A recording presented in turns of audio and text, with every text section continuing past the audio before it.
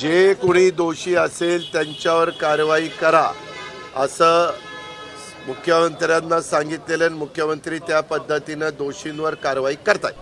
कडनं जे संतोष देशमुख हत्या प्रकरण होतं त्यामध्ये वाल्मिक कराड यांच्यावरती मकोका लावण्यात यावा अशी मागणी करण्यात येत होती। आता कोर्टाकडनं त्या सगळ्या संदर्भात प्रक्रिया पूर्ण झाली आहे, मकोका लावण्यात आलेला आहे। विरोधकांना काय उत्तर द्याल? ज्या दिवशी ही घटना घडली त्या दिवसापासून राज्याचे मुख्यमंत्री, दोन्ही उपमुख्यमंत्री आम्ही सगळ्यांनीच ठरवलेलं होतं कुणालाही त्या हायगाई करायची नाही। जे दोषी असतील, जे कोणी त्याच्याशी संबंधित असतील, कुणीही असलं तरी त्यांच्यावर कारवाई करायची आणि त्या दिवसापासून ह्या गोष्टीला सुरुवात झालेली आहे। एक आहे की महिना होऊन गेला, त्यांचं कुटुंब देखील त्यांची पत्नी असेल, त्यांची मुलगी असेल, त्यांचा भाऊ असेल, ते पण थोडे चिंतेत आहे की बाबा पुढं काही होतं आहे का नाही, होतं आहे की नाही, होतं आहे की नाही। वास्तविक यंत्रणा पोलीस यंत्रणा पोलिसांचं काम करते, CID मार्फत करते, SIT मार्फत करते, अशा या सगळ्या गोष्टी तिथं चालू आहेत। न्यायाधीशांच्या मार्फत देखील त्याची चौकशीच्या बद्दलचे स्वतः मुख्यमंत्र्यांनी शब्द दिलेत। आम्ही सगळ्यांनी तिथं अशी भूमिका घेतली, जे कोणी दोषी असतील त्यांना अजिबात त्याच्यामध्ये थारा द्यायचा नाही, कारण ही निगरूण हत्या ही शिवशाहू फुले आंबेडकरांच्या महाराष्ट्रामध्ये कुणीच खपून घेणार नाही आणि त्याच्यामुळं कुणीही दोषी असेल तर त्यांचे धागेदोरे चौकशीमध्ये मिळाले तर त्यांच्यावर ॲक्शन घेतली जाणार आहे। हे स्वतः एकनाथराव शिंदेंनी पण काल का परवा साताऱ्यामध्ये सांगितलं। ज्यावेळेस पत्रकार मित्र तुम्ही आम्हाला वेगवेगळ्या ठिकाणी प्रश्न विचारता तेव्हा मी पण सांगितलं आहे आणि राज्याच्या प्रमुखांनी पण सांगितलेलं आहे।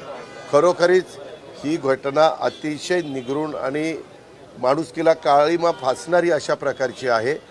ह्यामध्ये कुणी सत्ताधारी पक्षाचा असो, विरोधी पक्षाचा असो, कुणी त्रयस्थ असो, ज्याचा राजकारणाशी संबंध असेल नसेल तो असो, त्याला कुठलाही थारा दिला जाणार नाही। बीड जिल्ह्यामध्ये कायदा आणि सुव्यवस्थेचा प्रश्न निर्माण झाला आहे। परळी बंद वाल्मिक करण्यासाठी होती, अख्ख्या परळीमध्ये सर्वजण म्हणजे रॉकेल ओतून अंगावर घेण्यापर्यंत प्रकार घडले। पालकमंत्रीपदासंदर्भात तिथं अतिशय चांगले SP पाठवलेले आहेत। पत्रकार मित्रांनो, तुम्ही पण चौकशी करा की यावेळेसचा पाठवलेला SP कडक आहेत की नाही।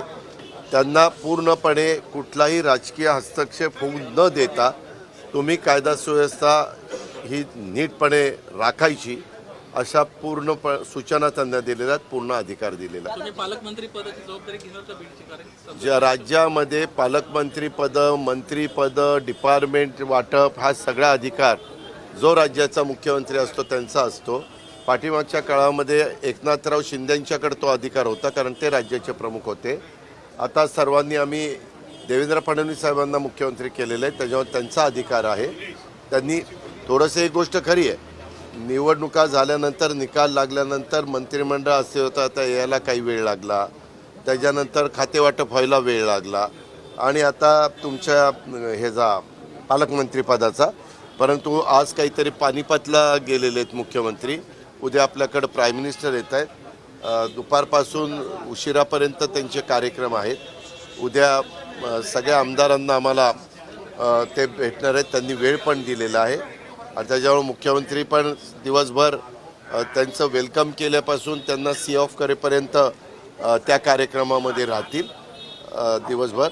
पण आणि दाओसला पण मला वाटतं 19 तारखेला त्यांना जायचं आहे, 19 तारखेला ते दाओसला जाणार आहेत। त्याच्या आधी निश्चितपणे मुख्यमंत्री पालकमंत्री पदाच्या जबाबदाऱ्या वेगवेगळ्या मंत्र्यांना देतील।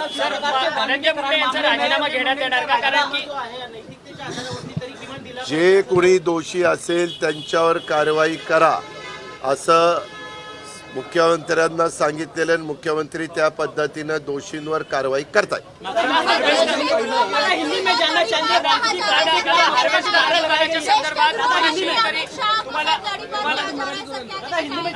शेतकरी भेटलेले होते, हार्वेस्टर अनुदानामध्ये घोटाळा झाल्याच्या संदर्भात तत्कालीन कृषी मंत्री धनंजय मुंडे यांच्या जवळचे वाल्मिक कराडांनी पैसे घेतलेत शेतकऱ्यांकडून, त्या संदर्भात हे आरोप केले गेलेले आहेत, त्याची चौकशी करण्यात यावी।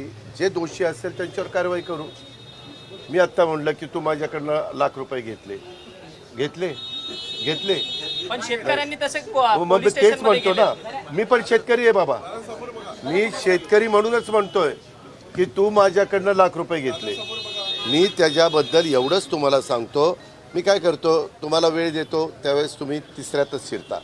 मी इतकं स्पष्ट सांगतो, सगळ्या महाराष्ट्राला माझी मतं माहिती आहेत. मी कधी माझ्या राजकीय जीवनाला सुरुवात केल्यापासून जातीचा, पातीचा, नात्याचा, गोत्याचा विचार केलेला नाही आहे. महाराष्ट्र चांगला राहिला पाहिजे, कायदा सुव्यवस्था उत्तम राहिली पाहिजे, प्रत्येकाने आपापली जबाबदारी नीटपणे पार पाडली पाहिजे. आपल्या आजूबाजूला कोण आहेत, कसे वागतात, कसे बोलतात, लोकांशी कसे संबंध ठेवतात, त्याचं पण भान आमच्यासहित सगळ्यांनी त्या ठिकाणी ठेवलं पाहिजे.